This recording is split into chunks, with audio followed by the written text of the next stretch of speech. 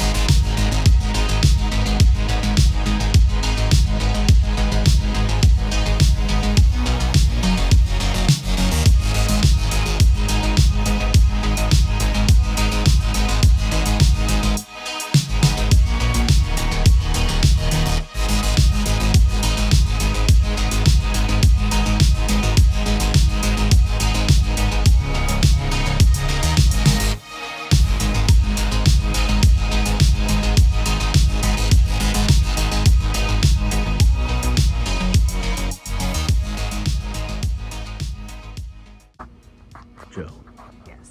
are you ready? A little terrified. Deep breaths. Okay, let's do it.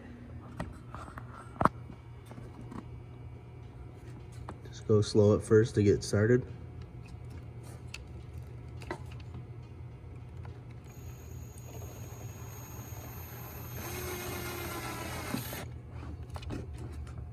That was easier than I thought.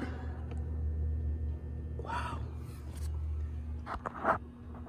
All right, you want to check it on the car? Yeah. Okay.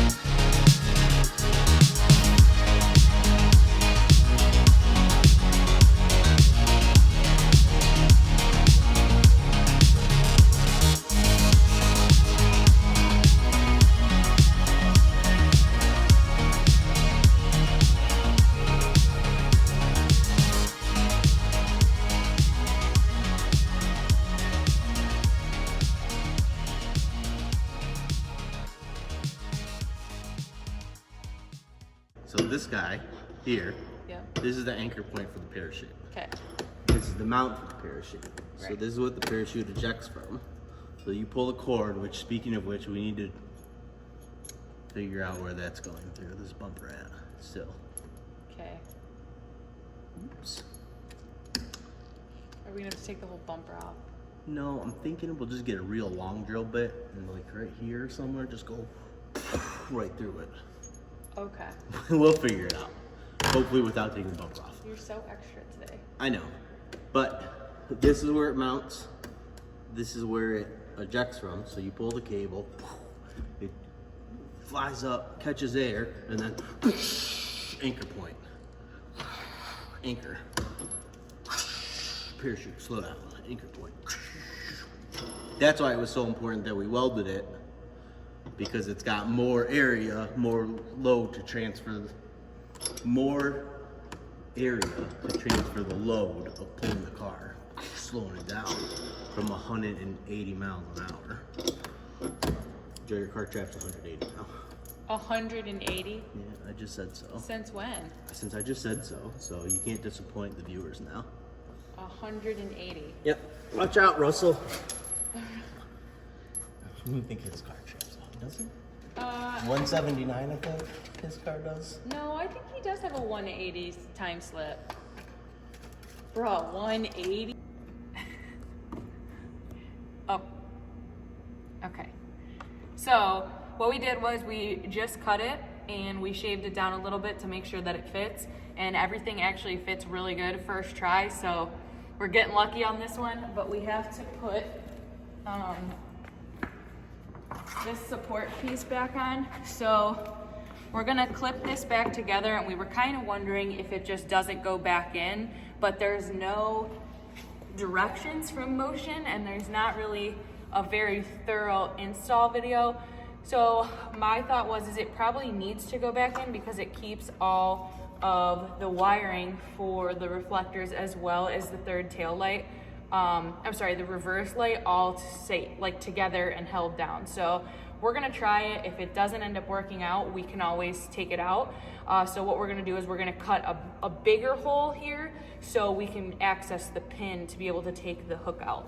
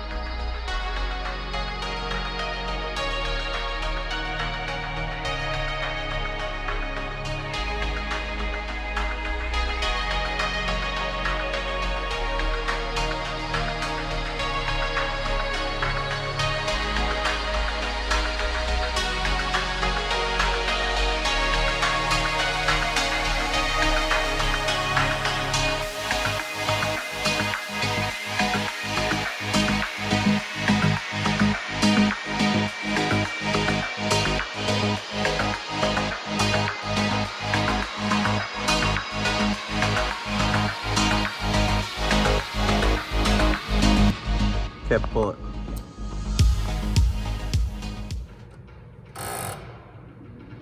Put her down.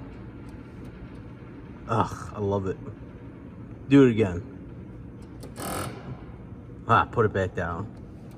What is it doing? I'm just holding it. You go pull it so I can see. Okay.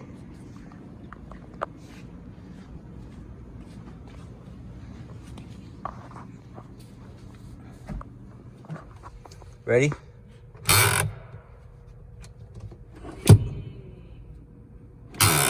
we want it to kind of hang down like this? I don't think It's too long. yeah. So last night we accidentally made a mistake and we put the bumper back on without cutting the hole for the parachute cord, which is very important. So what we did is we kind of just made it work with it on the car. And I don't know if we explained, but you put the tape on there and it keeps the paint from cracking and shattering.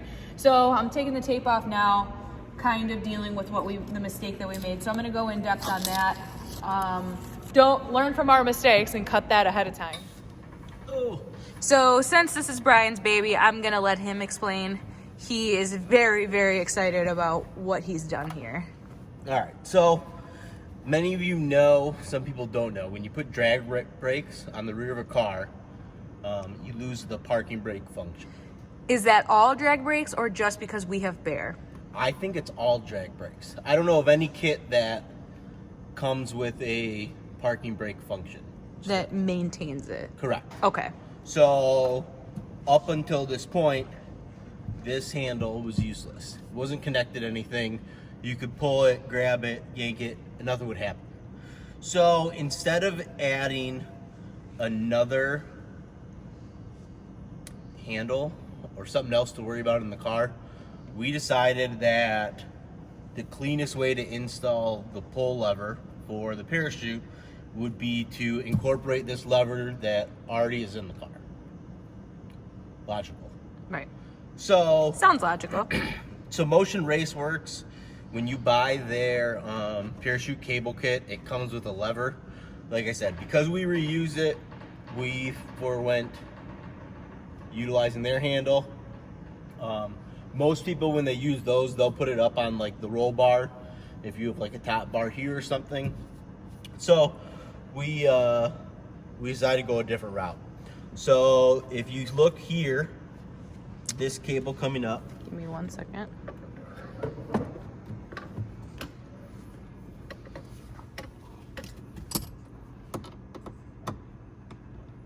Got that? Yeah, go ahead. Okay, so this lever here, or this little doohickey, this is not part of the OEM e-brake assembly. This is the end of the parachute lever. So all I did to make this mount in here is I drilled a little tiny hole just underneath this tab. And the e-brake actually has 2 layers to it, and you can kind of see how it functions.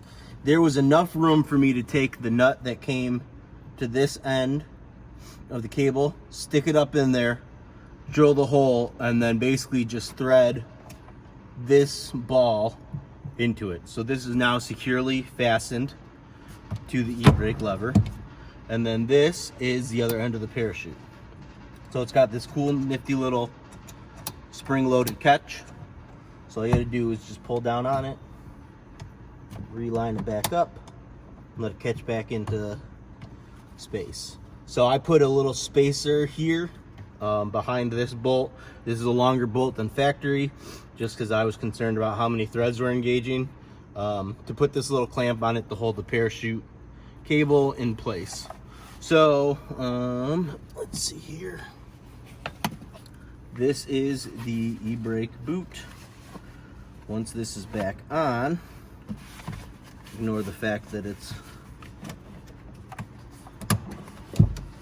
imagine this being in place, you'll have essentially no idea A factory looking that it's there. item. Yep. Cool. OEM plus. So we ran the cable up the trans tunnel, through the back, and then we'll meet you at the back of the car to finish explaining how we ran it back there. So you can barely see, but we ran the cable underneath the trunk lining up through the back package tray area. We trimmed this out just to be able to align the hole better. This is the 100th time I did that. Joe's tripping. Okay, I was just gonna do, like, if you can see. We'll zoom in. There you go. Okay. So it'll have both, but so you can see. So this cable coming here, this is the parachute cable. This hole we opened up. It looked like this square one originally, but because we screwed things up and didn't drill the bumper before we put it back on the car, we kind of had to deal with what we had. So when we drilled the hole up here, we were able to push through to the inside layer in there. And then in order to get the end of the cable through, we had to cut this out and then run it. But that is about the most factory way that you can run the parachute cable without going full race car. So we at this point just got to mount up the actual parachute and then trim the cable. Sorry, I'm trying to figure out how to get some of the overspray off of the interior. I'm messaging detail garage. Okay. Okay. Goodbye. So the parachute looks like a little bomb on the floor. We actually have to explode it, so I guess it is kind of like a little bomb because we have to mount it to the bracket. So we're not sure if it's gonna just spring load and explode or if it's just gonna, it's definitely not gonna poof out, even though I'd love to see that. So let's see.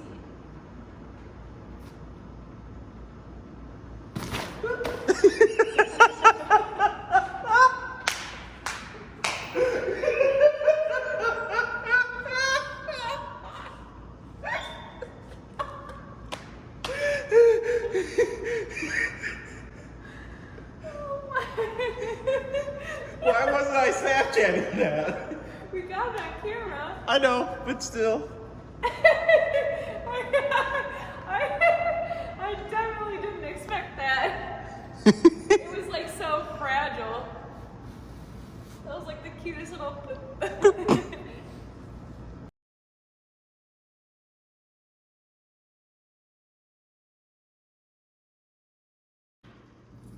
Thanks, Max.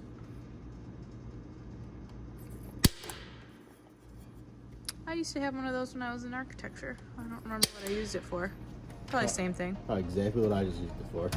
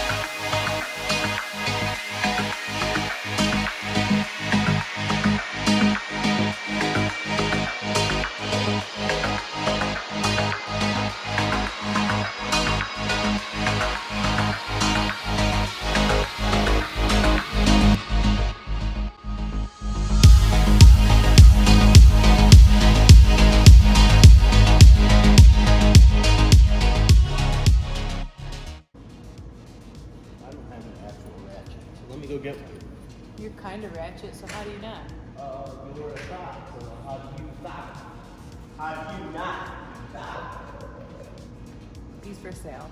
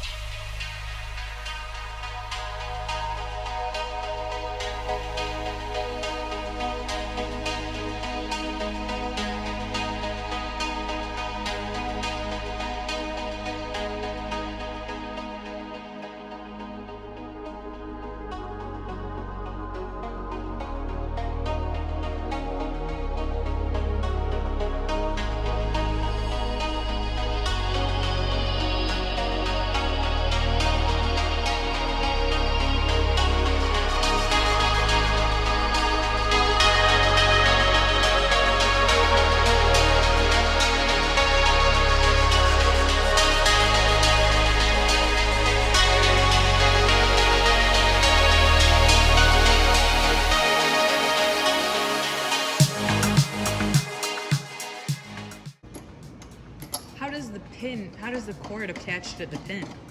It doesn't? Instead of that, this would go into place. Oh, that's how it gets all? Yeah. Stop. That would go in its place. Okay, so leave it like that. I just for the look, so we can get the full look. So we'll trim this at some point. Okay.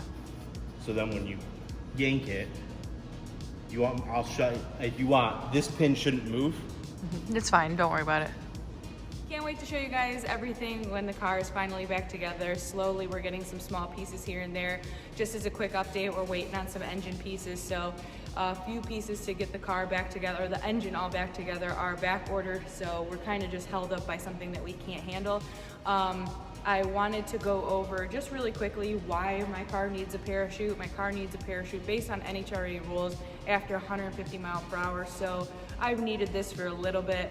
And we'll go over cage details and NHRA rules with that as well, but just wanted to throw that in there in case you're curious on why we did it. I kind of believe in not doing parts until you actually need them and not just throwing them on for looks or for show. So we are gonna have a ton of videos coming up before Texas, and I hope you guys enjoy these. Please like this video, subscribe, share with your friends if this is the kind of content you guys enjoy seeing from the channel. Really appreciate it.